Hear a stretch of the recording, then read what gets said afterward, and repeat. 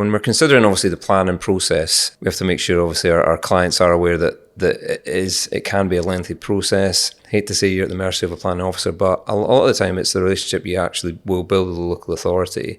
In terms of where we get to before an application is made, there's a few routes you can take depending on the complexity of the project. There's a pre-planning application option, which might be the viable one for a project. On smaller scale ones, we would check whether or not you could do it under permitted development. On a smaller scale, you could do that, which then eliminates the need to actually go to planning.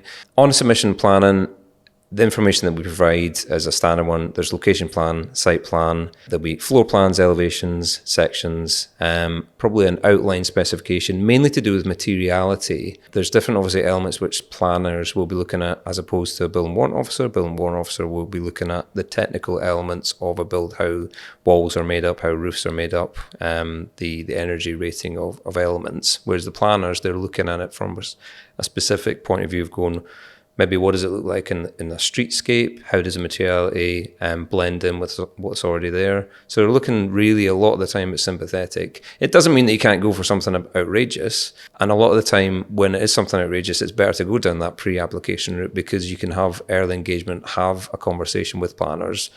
We always feel that it's probably 2 or 3 meetings in with a planner, they might get on side with you on a few things if it's tricky. But yeah, I think the best thing to understand is normal length of process. You really have to speak to a local authority because they're all slightly different in terms of timescales.